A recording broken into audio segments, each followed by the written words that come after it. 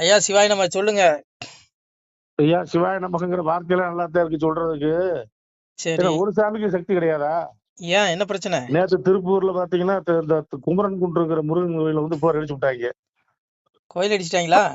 அவன் அது சுத்தி சுத்தி அதான் நடக்குது. இந்த திராவிட மாடல் அதான் நடந்துகிட்டு இருக்கு. நீங்க தானே பூசை பண்ணீங்க போன மாசம் போய் அங்க. ஆமா, கல்யாணம் பண்ணி வச்சோம் போய். அருமையான முருகன், எல்லா சுவாமியும் இருக்குது. சரி. எல்லாத்தையும் எடுத்து காலி பண்ணிட்டேன். ஒரு சாமிக்கு சக்தி கிடையாது இருக்காதா? ஒண்ணு புரிஞ்சுடுங்க ஐயா, சாமிக்கு சக்தியே கிடையாது. எந்த கடவுளுக்கும் சக்தி கிடையாது கலியுகத்துல. ஒண்ணு புரிஞ்சு, சிவனுக்கும் சக்தி கிடையாதுயா. நான் சொல்லல, எங்க அப்பன் சொல்றான். ஒண்ணு இல்ல, இந்த திராவிட கும்பலு செருப்ப கலட்டி கொண்டு சாமியை அடிச்சாலும், எந்த கோயிலை இடிச்சு செதைச்சு அதுக்கு மேலேயே காலோட நடந்து போனாலும் இந்த தெய்வம் இவனுகளை கேட்காது. ஏன்னா இவனுக்கு எல்லாம் களி குட்டிகள். நான் சொல்லல. ஏன்னா ஒண்ணு புரிஞ்சுங்க, எல்லா மனுஷ பயில்களுக்கும் 7 வாய்ப்பு கொடுக்கப்படுது. நல்லா புரிஞ்சுங்க. இவனுக்கு தப்ப முடியும்னு நினைக்கிறீங்களா? ஒரு பயிலும் தப்ப முடியாது. எங்க அப்பா சொல்றான். அதாவது கலியுகத்துல ஒண்ணு புரிஞ்சுங்க, துரியோதனன் 6 பிறவில அசுரனா வந்தான். இரணியனா வந்தான், ராவணனா வந்தான். அவனுக்கு 7 பிறப்பு, 6 பிறப்பு. 7வது பிறப்பு வந்து கலியனாக பிறவி செய்யப்படுறான். எதுக்கு? மனித பிறப்பு. 7வது பிறப்பு மோட்சத்தை கொடுக்கலான்னு சாமி முடிவு பண்றான். அப்ப எல்லா மனிதர்களுக்கும் 7 வாய்ப்பு கொடுக்கப்படுது. இந்த கலியன் கேட்ட வரம் என்ன தெரியுமா? எங்க அப்பாட்ட துரியோதனன் கடைசி ஆத்மா அவன் கேட்ட ஒரு வரம் என்ன? இதேதான் கேட்டான். மாயவனார் தன்னுடைய வாய்த்த முடிதனையும் தூயவனார் சக்கரமும் சூதமுடன் தாரும் என்றான். அரணுடைய வெந்நீரும் அந்தனரின் தன்பிறப்பும் வளமுடைய சக்தி வழக்கூறும் தாரும் என்றான். சிவமூலம், சக்தி மூலம், கணபதி மூலம், சுப்பிரமணியர் மூலம், காமாட்சி தன் மூலம், யமனுடைய மூலத்தை கேட்கிறாயா. யமனுடைய காலன் தன் மூலம், 1008 அண்டம் நிறை மூலம், வாய்த கண்ணே வரமாக தாரும் என்றான். ஏ சிவனே, முதல் வரை எனக்கு இந்த பெருமாள் தான் 6 பிறவில கொண்டான். இந்த அயோக்கிய பயில நான் இந்த பிறவில இவனை போட்டு மிதிக்கணும். அதனால இவனை காலி பண்ணணும். அதனால நீ என்ன பண்ற? முதல்ல அவனுடைய சுதர்சன சக்கரத்தையும் அவனுடைய திருமுடியையும் நீ எனக்கு வரமா தரணும். அப்பதான் இந்த பூலகம் புள்ள என்னுடைய பிள்ளைகள், என்னுடைய வம்சாவளிகள் ஆட்சி ஆள்வான் இந்த கலியுகம் முடிகிற வரைக்கும். நீ வரத்தை கொடுன்னு கேட்டான். எங்க அப்பா எப்படி தெரியுமா? எங்க அப்பனே மாரி ஒரு அறிவாளி உலகத்துல எவனும் கிடையாது. வரத்தை கொடுத்துட்டு ஓடுவான். அன்னைக்கு வல்லரக்கனுக்கு வரத்தை கொடுத்து ஓடுனானா இல்லையா? இவனுக்கு வேலையை அதை இப்ப கலியனுக்கு வரத்தை கொடுத்துட்டு ஓடி ஒளிஞ்சிட்டான். இப்ப சாதுக்களாகிய பிள்ளைகள் நீங்க கஷ்டப்படுவீங்க. இவன் கோயிலை இடிச்சாலும் இவனுக்கு கை கால் விளங்காம போவாது. சாமி கும்பிடுறவனுக்கு தான் கை கால் விளங்காம போகுது. புரியுது? உண்மையா இல்லையா? இவனுங்களுக்கு கொரோனா வராது. கொரோனாவே இந்த கும்பலை கண்டு பயந்து ஓடுதியா. அப்போ நல்லவன் தான் செத்தான். அப்போ ஒண்ணு புரிஞ்சு, நீங்க ஒண்ணு என்னடா நல்லவன் தான் சாவறானா அப்படின்னு நீங்க நினைக்க கூடாது. ஒண்ணு புரிஞ்சுக்கோ, நல்ல ஆத்மாக்கள். எங்க அப்பன் சொல்றான், செடிகளைத்து வேட்டையாடி தெளிந்த முயல் பிடிக்க வந்தேன், அதிகமுள்ள வெடிகள் கொண்டு அமைத்து வைத்து சுட்டிடுவேன், பழிபாவம் செய்திடுவேன், பார்த்து இருங்கோ கொஞ்ச நேரத்தில். செடிகளைத்து வேட்டையாடி நல்ல பிள்ளைகள், என் பிள்ளைகள், என் குழந்தைகள், என் செல்வங்கள், என்னை வழிபடக்கூடிய என் தங்கங்களை நான் அப்படியே அந்த முத்து போன்ற அந்த பிள்ளைகளை செடிகளைத்து வேட்டையில தெளிந்த அந்த நல்ல ஆத்மாவை நான் அறுவடை செய்து என்னுடைய முக்தி வீடு, மோட்ச வீடு ஆகிய கைலாயத்துக்கு எடுத்து செல்கிறேன்னு எங்க அப்பா சொல்றான். ஆனா இந்த அயோக்கிய நாய்களை, இவனுகளை, இந்த மதவர், இந்த இந்து மதத்தை அழிக்கணும்னு நினைக்கக்கூடிய இந்த கும்பலை, இவனுகளை இறப்புக்கு அப்புறம் பால் நரகத்துல கொண்டு தள்ளுறான். தள்ளி இந்த இவனுடைய ஆத்மாவை அங்க தள்ளி ஆக்கினை தண்டனை கொடுத்த பிறகு இறப்புக்குரிய மண்டுலகளை 84 லட்சம் பிறவி, புழு, விலங்கு, பறவை, இந்த மலம் இருக்கு பாருங்க, மலம், மனித மலம், அதுல புழு நெளியும். அந்த பிறவி இந்த அயோக்கிய பயல்களுக்கு கிடைக்கும். இது எங்க அப்பா சிவன் மேல சத்தியம், எழுதி வச்சுக்கோ. நடக்கும். உடல் தான் அழியுது, இந்த ஆத்மா அழியாது. ஏன் கலியுகத்துல இப்படி நடக்கு? எந்த தெய்வத்துக்கும் சக்தி இல்லைன்னா எங்க அப்பா சிவம் கொடுத்த வரம் பொய்யாகாது. இந்த கலியுகம் முடிந்து தர்மயுகம் வர்ற வரைக்கும் எந்த தெய்வத்துக்கும் சக்தி கிடையாது. நீ சிவனையே சிறப்பு கலத்தி அடிச்சாலும் சிவன் இந்த திராவிட கும்பலை தண்டிக்க மாட்டான். ஏன்னா இவனுக்கு கலியனுடைய வாரிசுகள். எங்க அப்பா கொடுத்த வரம் என்ன? அத்தனை தேவதையுடைய சக்திகளையும் கலியன் வரமாக பெற்றான். புரியுதா உங்களுக்கு? சுப்பிரமணியர் மூலம் யமனுடைய மூலத்தை வைட்டாங்க. யமனுக்கே சக்தி கிடையாது. இவன் நினைச்சா எவன வேணாலும் கொள்ளலாம். அந்த அளவுக்கு அன்னைக்கு நடந்துட்டு இருக்கு. அதனால கலியுகம் முடிகிற வரைக்கும் எந்த தெய்வமும் கேட்காது. ஆனா துர்மரணங்க, எல்லாம் துர்மரணம். உங்களுக்கு வந்து அகால மித்ரு, கால மித்ரு கிடையாது. பழத்தான் எடுப்பா எங்க அப்பன். ஆனா இன்னைக்கு அப்படி நடக்கு. பூ பிஞ்சு எல்லாம் கலியனுடைய ஆட்சி. இப்படிதான் இருக்கும். எழுதி வச்சுக்கோ. நான் விளக்கம் கொடுத்த 2 நாள் ஆகும். நேரில் வாங்க பேசுவோம். அப்போ ஒண்ணு புரிஞ்சுக்கோங்க, அத்தனை தேவதைகளுடைய சக்தியும் வரமா பெற்றுட்டான். அதனால அவனுங்களுடைய கைதான் ஓங்கி இருக்கும். நீங்க அவன் கோயில் அடிச்சாலும் அவன் கைகால் விளங்காம போகாது. நல்லாதான் இருக்கும். நல்லா எனக்கு ஈசன் கொடுத்த வரம் பொய்யாகாது. எங்க அப்பா கொடுத்த வரம் பொய்யாகாது. ஆனா இந்த அயோக்கிய பசங்களுக்கு இறப்புக்கு அப்புறம் இருக்கு பாரு கொடுமை. சொல்றான், வையகத்தில் கொலைகளவு மாது சூது பிறன்மோகம் செய்யாத தீவினைகள். என்ன சொல்றான்? செய்யாத தீவினைகள். கோயில் அடிக்கிறான் இந்த கும்பலை சொல்றான், செய்யாத தீவினைகள் செய்த பேர்கள் உண்டு மானால் அகில கிடங்கில் வாழுகின்ற ஆளி புழுக்கு இறையாவீர். முன்கணக்கு பின்கணக்கு முதல் கணக்கு நான் கொடுத்து கணக்கை எறிந்து விட்டேன், கனகையிடம் தூரத்தி விட்டேன். வாழும் பள்ளி மேல வாசல் ஒன்றை அடைத்து விட்டேன், பட்டம் தனையறுத்து அவர்களை பாரச்சீரை வைத்திடுவேன். எங்க அப்பா சொல்ற மாதிரி அந்த நாய்களை, இந்த கும்பல்களை, இந்த அயோக்கிய பசங்களை, என்னுடைய ஆத்மாவை நரகத்துல கொண்டு முன்கணக்கு பின்கணக்கு எந்த கணக்கும் கிடையாது. நரகத்துல புழு கொஞ்சிற ஒரு கடல் இருக்குதான், அந்த கடல்ல கொண்டு இந்த நாய்களை வீசி அவங்களை கொடுமைப்படுத்துவாங்க, ரணப்படுத்துவாங்க. இவனுக்கு எவனும் தப்ப முடியாது. இவனுக்கு கேவலம் இந்த அற்ப ஆட்சி பதவிக்காக, ஓட்டுக்காக, சிலரை திருப்திப்படுத்துவதற்காக இவனுக்கு செய்யற இந்த வேடிக்கை, இந்த கும்பல் என்ன செய்யறதுன்னு அறியாம செஞ்சுட்டு இருக்கான். ஐயோ நாசமா போக போறானுங்க. நான் சொல்லல, அப்பா சொல்ற சிவனுடைய வார்த்தையா இது? நீ என்ன ஒரு கோயில் அடிச்சுட்டா தெய்வத்தை அழிச்சிட முடியுமாயோ? உலகமே பிரபஞ்சமே எங்க அப்பாயா யதா தித்யகதம் தேஜோ ஜெகத் பாசி தேசிகளும் சந்திரமசி எச்சாக்களோ தத்தேஜோதி மாமங்களாம். சூரியனிலிருந்து வரும் எந்த ஒளி உலகம் அனைத்தையும் பிரகாசிக்க செய்கிறதோ, மேலும் சந்திரனிடத்திலும் நெருப்பினிடத்திலும் எந்த ஒளி உள்ளதோ அது என்னுடைய ஒளியே என்று தெரிந்து கொள். நீ அக்னி, நீ நெருப்பை பத்தாச்சும் ஒரு ஒளி வரும், அது எங்க அப்பா. சூரியனிடத்தில் இருந்த உலகத்துக்கு பிரகாசம் இருக்கக்கூடிய இந்த ஒளி எங்க அப்பா. சந்திரனிடத்திலிருந்த ஒளி எங்க அப்பா.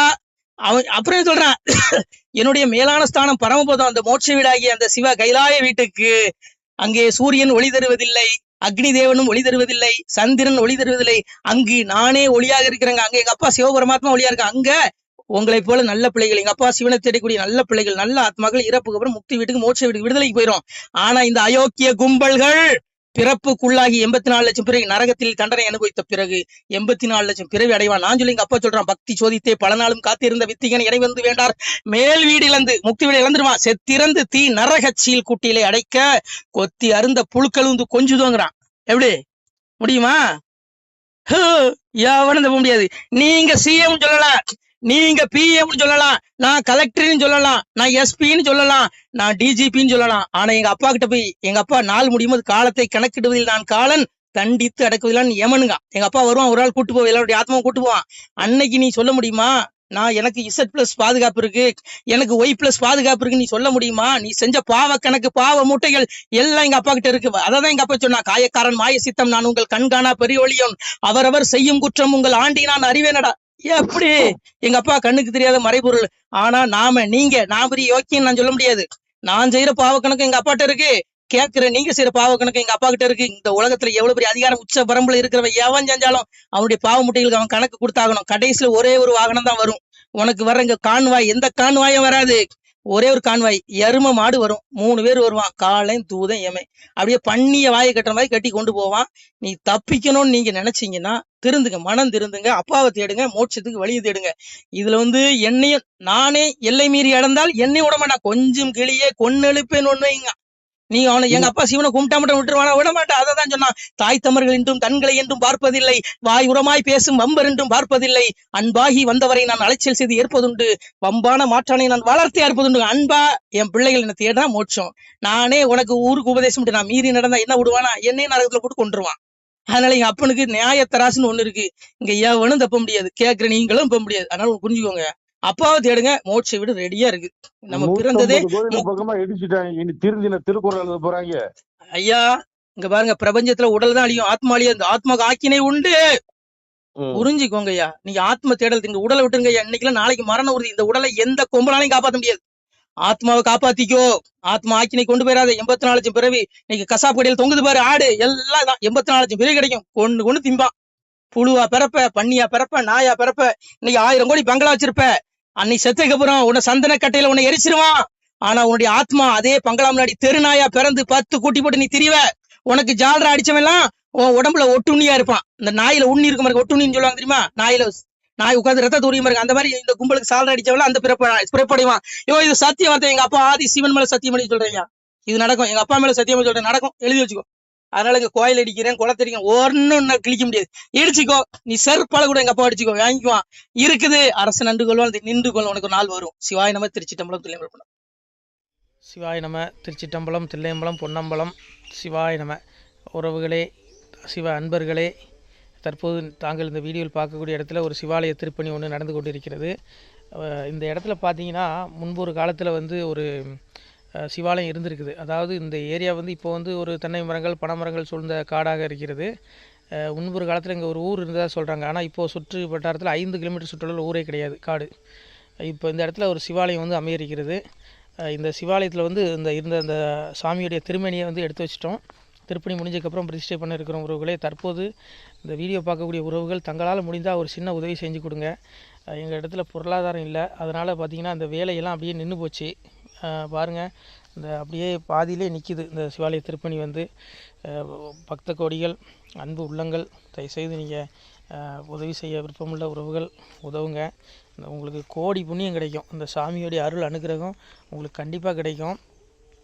இது வந்து ஒரு புகழ்பெற்ற சிவாலயம்னு கூட சொல்லலாம். சாமியோட திருமேனியை எடுத்து வச்சிட்டோம். இந்த இடத்துல பார்த்திங்கன்னா ஒரு வாசி தண்டம் இருக்குது. அந்த காலத்தில் ஒரு முனிவர் யாரோ தவம் செஞ்சுருக்காங்க. அவங்களுடைய வாசி தண்டம் அவர் திருக்கரங்களால் எழுதின ஓலைச்சுவடி கூட இன்றும் இருக்குது, இன்னும் பாதுகாக்கப்பட்டு வருது. அது கோயில் திருப்பணி முடிஞ்சதுமே அதையும் நாங்கள் அந்த வழிபாட்டுக்கு வச்சுடுவோம். இந்த சிவாலய திருப்பணி வந்து சாமி திருநாமம் வந்து முக்தீஸ்வரர் அப்படிங்கிற திருநாமத்தில் வழங்குறாரு. நெல்லை மாவட்டம் நாங்குநேரி தாலுகாவில் இந்த சிவாலயம் அமைய இருக்கிறது உறவுகளே. இந்த வீடியோ பார்க்கக்கூடியவங்க ஒரு 2 பேருக்காவது கொஞ்சம் ஷேர் பண்ணுங்கள். இந்த வீடியோ பார்க்கக்கூடிய யாராவது ஒரு சின்ன உதவி செஞ்சால் இந்த ஆலய திருப்பணி வந்து கண்டிப்பாக நாங்கள் வெற்றிகரமாக முடிச்சுடுவோம். பாருங்கள், அந்த வேலை எல்லாமே அப்படியே நிற்கிது. கல்லெல்லாம் இறக்கி போட்டிருக்கோம். இன்னும் நிறைய கற்கள் தேவைப்படுது.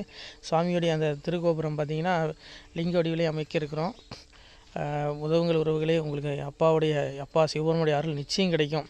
எம்பெருமான் சொல்வான், வாழுவீர் தாழ்வில்லாமல் மக்களும் கிளைகள் கொஞ்சி நாளுமே மகிழ்ச்சியை கூர்ந்து நலமுடன் வாழும்போது நீளுமே எனது செங்கோல் நீதியும் நெறிபோல் வந்து ஆளுமே உங்கள் தன்னை அன்புடன் அலையாவண்ணம். உங்களை எம்பெருமானுடைய அப்பாவுடைய திருவாசகத்தாலேயே வாழ்த்துறோம் உறவுகளே.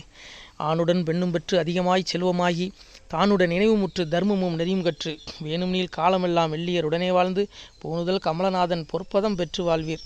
அந்த ஈசனுடைய பொற்பதம் நிச்சயம் கிடைக்கும். உங்களுக்கு இகத்திலும் சுகம், பரத்திலும் சுகம். உங்களுடைய கர்ம வினைகள் மன்னிக்கப்பட்டு உங்களுக்கு நிச்சயம் மோட்ச வீடு கிடைக்கும். இகத்தில் பூரண ஆயுளுடன் நோய் நொடி இல்லாமல் வாழ்ந்து நீங்கள் பரவாழ்வும் பெறுவீர்கள் உறவுகளே. மக்களே, நீங்கள் எல்லாம் வாழ்பொன்னம் பதியிற் சென்று முக்கியமான யுகநில மதிலே தன்னால் கக்கிய பொன்கள் ஸ்வர்ணம் கைமணம் குளிர அன்னம் பொக்கிஷம் நிறைய வைத்து புகழ உண்டு இனிதாய் வாழ்வீர். இந்த இகவாழ்வும் பரவாழ்வும் உங்களுக்கு சுகப்பட அப்பன் ஈசனர்களால் வாழ்த்துகிறோம். இந்த திருப்பணிக்கு உதவி செய்ய ஒரு ஜிபே எண் சொல்கிறோம். இந்த எண்ணில் நீங்கள் உதவலாம். நீங்கள் இந்த எண்ணிலே நீங்கள் தொடர்பு கொள்ளலாம். ஜிபே, ஃபோன்பே, வாட்ஸ்அப் எல்லாம் இந்த நம்பர் தான். 93 85 44 31 06 93 85 44 31 06. இந்த எண்ணில் நீங்கள் உதவலாம், தொடர்பும் கொள்ளலாம். வாட்ஸ்அப்பு இந்த எண்ணு தான், ஜிபே இந்த எண்ணு தான் உறவுகளே. முடிந்தளவுக்கு 2 பேருக்காக ஷேர் பண்ணுங்கள். இந்த வீடியோ பார்க்கக்கூடிய யாராவது ஒருத்தர் சின்ன உதவி, நீங்கள் வந்து பெரிய அளவில் செய்யணும் கூட, நீங்கள் ₹1 நீங்கள் தந்தாலும் மனசார வேண்டி ஏற்றுக்கிறோம் உறவுகளே. உதவுங்கள். முடிஞ்ச அளவுக்கு ஷேர் பண்ணுங்கள். நன்றி. சிவாய நம. திருச்சிற்றம்பலம், தில்லையம்பலம், பொன்னம்பலம். உறவுகளே, நம்ம இந்த இடத்துல வாழ்ந்து மறைந்த ஒரு சித்த மகாபுருஷர் பயன்படுத்திய பல 100 ஆண்டுகளுக்கு முன்பு உள்ள வாசி தண்டம் ஒரு சித்த மகாபுருஷர் பயன்படுத்தியது.